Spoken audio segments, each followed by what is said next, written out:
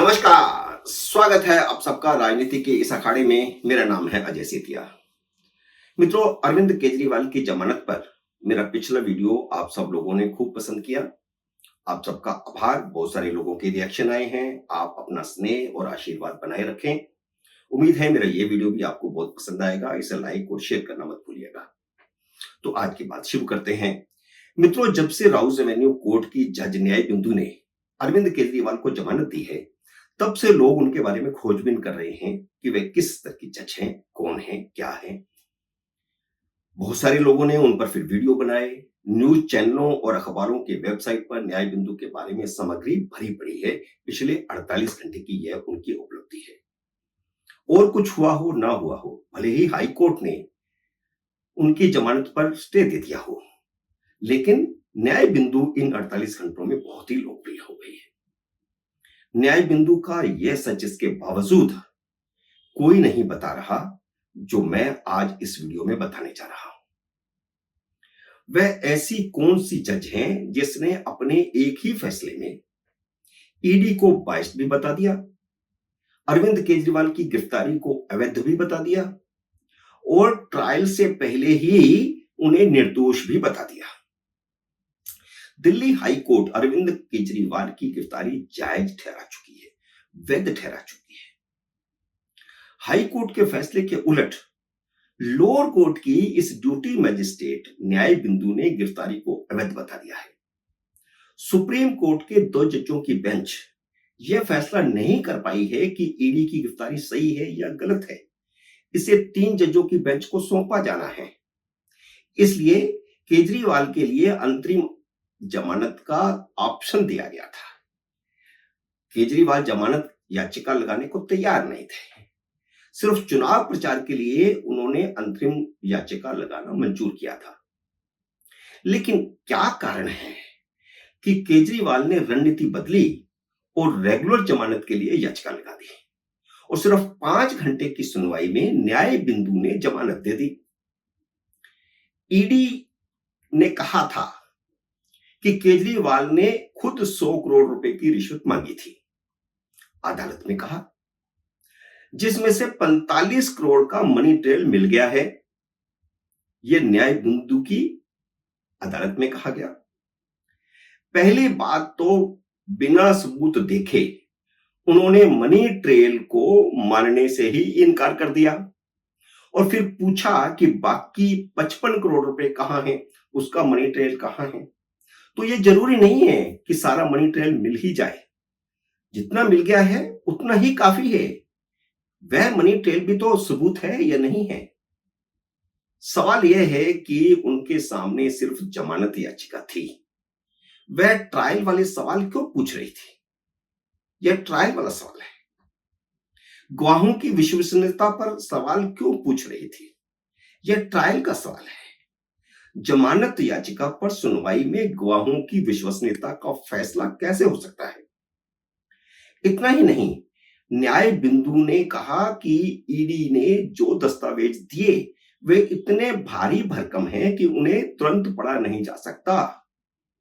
तो बिना दस्तावेज पढ़े, बिना सबूतों के देखे, बिना गवाहों की गवाही को समझे उन्होंने कैसे जमानत दे दी? क्या यह सब प्री प्लान था जिसमें उन्होंने ईडी के दस्तावेज देखने ही उचित नहीं समझे?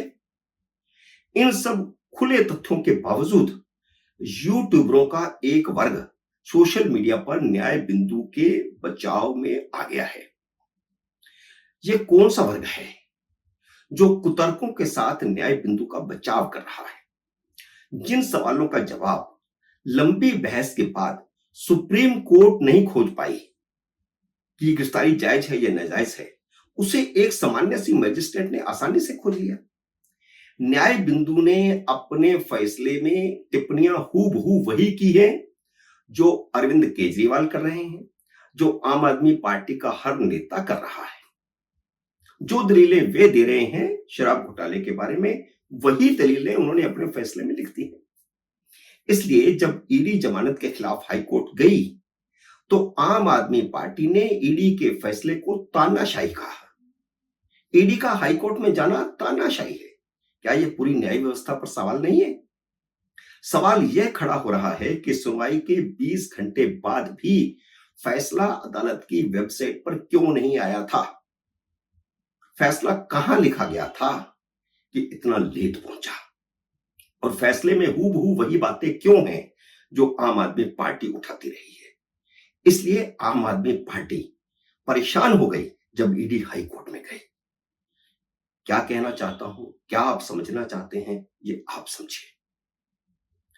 अब मैं न्याय बिंदु का वह सच बताता हूं जो कोई नहीं बता रहा।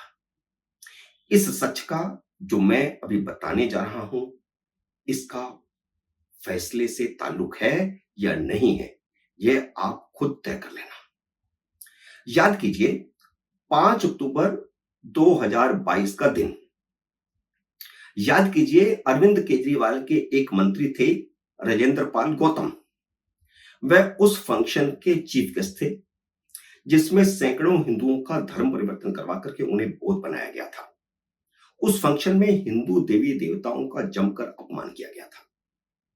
जब वीडियो वायरल हो गया तो अरविंद केजरीवाल ने गौतम का बचाव करने की बहुत कोशिश की थी, लेकिन जब हिंदुओं में आक्रोश बढ़ने लगा तो खुद का बचाव करने के लिए अरविंद केजरीवाल ने गौतम से इस्तीफा करवा दिया।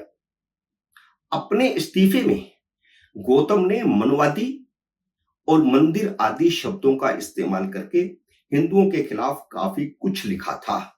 ऐसी भाषा का इस्तीफा मंजूर नहीं किया जाना चाहिए थे, लेकिन अरविंद केजरीवाल ने ऐसी भाषा में लिखे गए इस्तीफे को मंजूर किया जिसमें मनुवाद, हिंदू, मूर्ति पूजा ये सब लिखा हुआ था।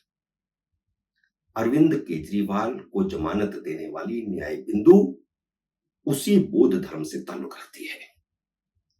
न्याय बिंदु बौद्ध न्याय का ग्रंथ है जिसे धर्म कीर्ति ने लिखा था। न्याय बिंदु का नाम वहीं से लिया गया है। उनके परिवार ने अपनी बेटी का नाम इसी ग्रंथ के आधार पर ही लिखा बनाया। 1950 के अनुसूचित जाति संबंधित संवैधानिक आदेश के मुताबिक हिंदू, सिख और बौद्ध समाज के दलित आरक्षण के हकदार हैं, एससी कोटे में आते हैं। मित्रों, कुछ सवाल उठाए हैं मैंने। जमानत देने वाली जज ने ईडी को बायस्ड बताकर मोदी सरकार पर सवाल उठाए हैं। यह उनकी राजनीतिक टिप्पणी है। अरविंद केजरीवाल की गिरफ्तारी को अवैध बताना भी जज की शुद्ध राजनीतिक टिप्पणी है, जबकि इस संबंध में सुप्रीम कोर्ट में याचिका पेंडिंग है। ट्रायल से पहले उन्हें निर्दोष बताना आम आदमी पार्टी के एजेंडे का हिस्सा है, तो जज को ट्रोल नहीं किया जाना चाहिए। क्यों नहीं किया जाना चाहिए?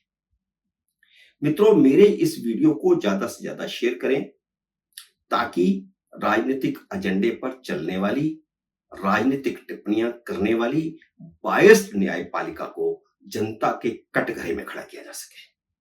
उम्मीद है मित्रों मेरा ये वीडियो आपको पसंद आया होगा। इस लाइक को शेयर कीजिए। अगर आपने मेरे यूट्यूब चैनल को अब तक सब्सक्राइब नहीं किया तो कृपया सब्सक्राइब जरूर कीजिए। जल्दी मिलते हैं अगले वीडियो में किसी अन्य विषय के साथ। तब तक नमस्कार।